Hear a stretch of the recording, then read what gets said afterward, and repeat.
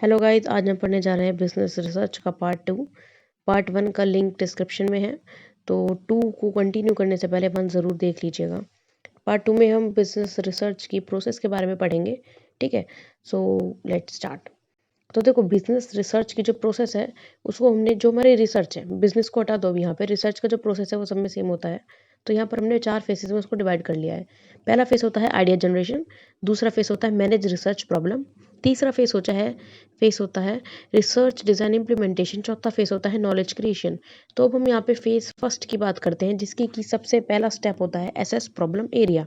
तो देखो, नाम से ही पता चल रहा है, एसेस प्रॉब्लम एरिया में हमें क्या करना है। सबसे पहले हमें वो प्रॉब्लम खोजनी है, वो प्रॉब्लम डिसाइड करनी है जिसका कि हम सोल्यूशन चाहते हैं।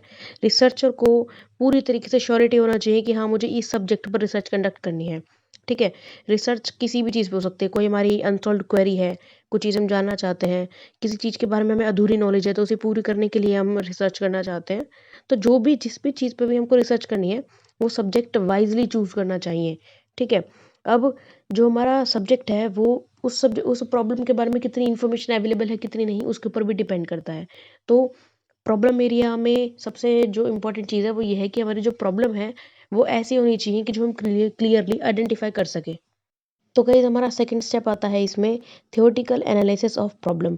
तो देखो, थ्योरेटिकल एनालिसिस ऑफ प्रॉब्लम में क्या होता है। अभी हम यहाँ पे जो हमारी प्रॉब्लम थी ना, उससे हम और ज़्यादा फेमिलियर होंगे, उस प्रॉब्लम के बारे में कुछ कुछ चीज़ें जानेंगे हम। ठीक है, इसके लिए हम क्या करते हैं, पब्लिश अनपब्लिश वर्क है ना, जो पहले से ही मौजूद है, जो सेकेंडरी सोर्सेज होते हैं डाटा के, वहाँ से हम कुछ डाटा उठाते हैं ताकि हम इस प्रॉब्लम के बारे में कुछ और जान पाए। ठीक है, हो सकता है जो हमारा रिसर्चर्स हैं, कुछ लोगों से भी जाके बातचीत करें।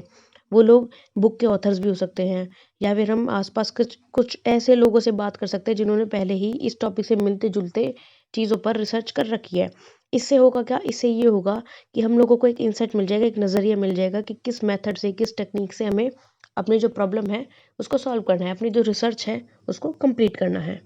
नेक्स्ट स्टेप हमारा आता है डिफाइनिंग द प्रॉब्लम। अब यहाँ पर हमने प्रॉब्लम को एसेस कर लिया, उसको एनालाइज भी कर लिया। तो अब हम यहाँ पे अपनी एक प्रॉब्लम डेफिनेशन तैयार कर लेंगे कि हाँ, हम अपनी जो प्रॉब्लम है उसको डिफाइन कर देंगे कि हाँ, हमें इस चीज़ के बारे में पता लगाना है। जैसे कि अब हम खाने से रिलेटेड कुछ चीज़ के बारे में सपोज रिसर्च कर रहे हैं। चलो खाना छोड़ो, हम कोविड को लेते हैं। कोविड के बारे में अगर हम रिसर्च कर रहे हैं, ठीक है, अब हम ट्रीटमेंट पे रिसर्च कर रहे हैं। ठीक है, उसके सिम्टम्स पे रिसर्च कर रहे हैं। कोविड तो सब्जेक्ट है, उसके अंदर क्या रिसर्च कर रहे हैं। तो जो हमारे सपोज हम उसके ट्रीटमेंट को रिसर्च कर रहे हैं, तो हम अपने डिफाइन कर देंगे कि हाँ, हाउ टू ट्रीट कोविड, ये हमारा प्रॉब्लम डेफिनेशन हो जाएगा। तो जब तक डेफिनेशन क्लियर नहीं होता ना, तब तक रिसर्च आगे नहीं बढ़ सकती। देखो, यहाँ पर एक बात कही थी, एक बंदे ने बड़ी फ्रूटफुल बात कही थी कि गलत सवाल का जवाब कभी सही नहीं हो सकता। तो पहले तो हमारा सवाल सही होना चाहिए, तभी जाके उसका जवाब सही होगा। ठीक है, तो ये था हमारा थर्ड एंड लास्ट स्टेप, जो कि फेज फर्स्ट का था।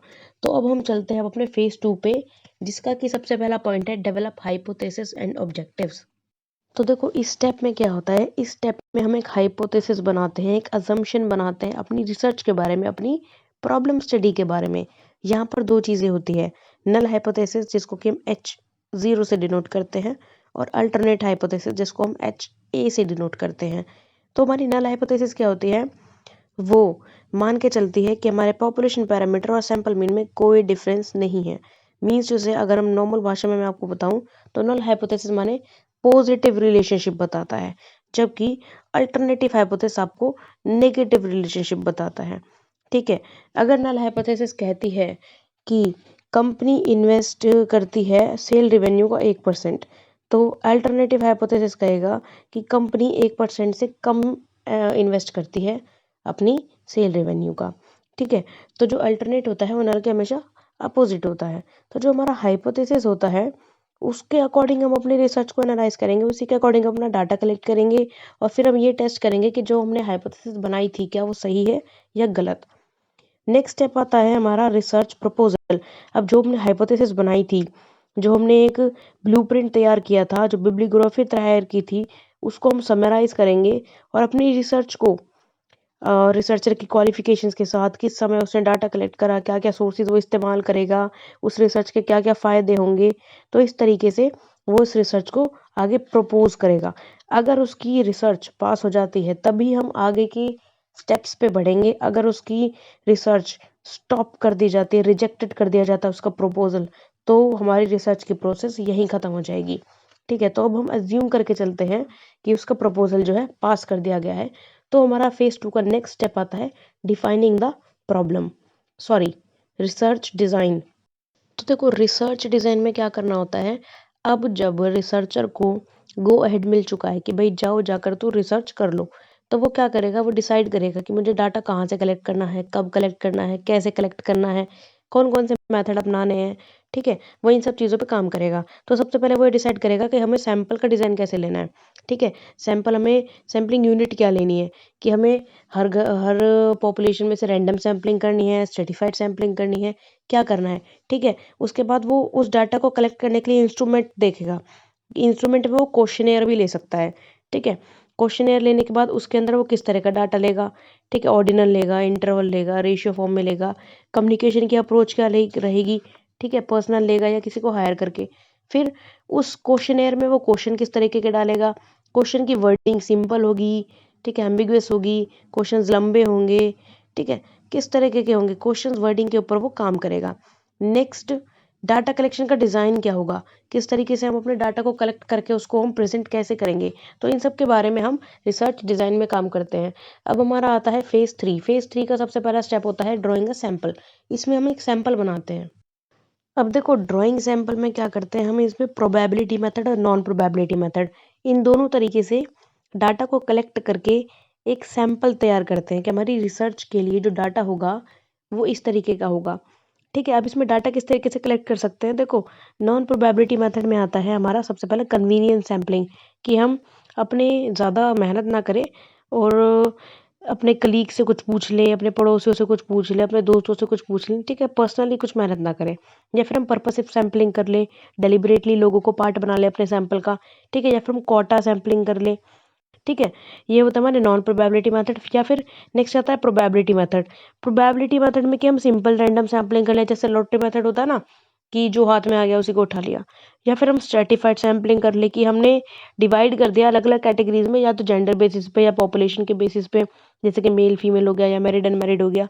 फिर उसमें से कुछ कुछ में से सैंपल्स कलेक्ट कर लिए। या फिर हमने क्लस्टर क्लस्टर बना लिया। ठीक है, क्लस्टर मैंने झुंड बना लिया कि करेक्टरिस्टिक्स हो गए। ठीक है, उनके बेसिस पे डिवाइड कर दिया और फिर हर किसी में से एक एक चूज कर लिया रैंडमली। ठीक है, तो इसमें ये था हमारा ड्राइंग का सैंपल। नेक्स्ट आता है डिजाइनिंग द इंस्ट्रूमेंट। अब जब हमने सैंपल कलेक्ट कर ही लिया है तो हम अपना इंस्ट्रूमेंट रेडी करेंगे। रेडी, अब इंस्ट्रूमेंट क्या हो सकता है, इंस्ट्रूमेंट में हम पायलट टेस्टिंग कर सकते हैं, जिस ताकि हमें पता चले कि हमारा डिज़ाइन जो है वीक है या नहीं है, कहाँ पर हमें उसमें सुधार करने हैं, कहाँ पर हम डाटा को और ज़्यादा अच्छे से डिज़ाइन कर सकते हैं, किस किस चीज़ को हमें और ज़्यादा डिस्कवर करना है। तो ये सब चीज़ों के बारे में हमें डिज़ाइनिंग द इंस्ट्रूमेंट में पता चलता है। नेक्स्ट टाइम अब हमारा आता है, हमारा सैंपल पे काम हो चुका है। ठीक है, नेक्स्ट हमारा आता है डाटा कलेक्शन। अब हम डाटा को फाइनली कलेक्ट करेंगे। जब हमने सैंपल के अकॉर्डिंग पे उसको एनालाइज कर लिया है तो हम डाटा कलेक्ट करते हैं। अब देखो डाटा कलेक्ट के यहाँ पे हम 3 चीज़ों के बारे में पढ़ते हैं। तो हम क्वेश्चनर बनाते हैं, मतलब एक क्वेश्चंस की एक लिस्ट तैयार कर देंगे और जिन जिन लोगों से हमें पूछना है उनसे वो क्वेश्चनर फिल कराएंगे, हमारे को उनका डाटा मिल जाएगा। या फिर हम इंटरव्यू, मतलब पर्सनली या फिर किसी बंदे को हायर करके हम उनसे फेस टू फेस जा करके इंटरव्यू ले करके डाटा को ले सकते हैं।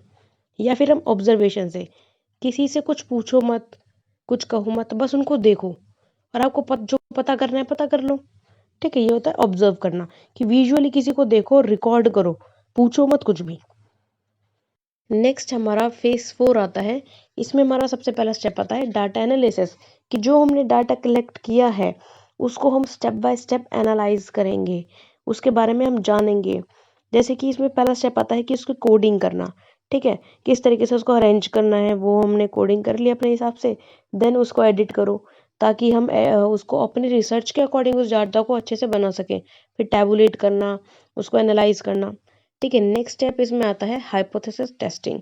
हाइपोथेसिस टेस्टिंग में जो हमने शुरू में हाइपोथेसिस बनाई थी ना, अब उस वक्त तो सिर्फ हमने हाइपोथेसिस बनाई थी, लेकिन अब जब हमने डाटा कलेक्ट कर लिया, इंस्ट्रूमेंट डिजाइन कर लिया, तो अब हम उसको टेस्ट करेंगे। फिर हमें पता चलेगा कि हमारी हाइपोथेसिस एक्सेप्ट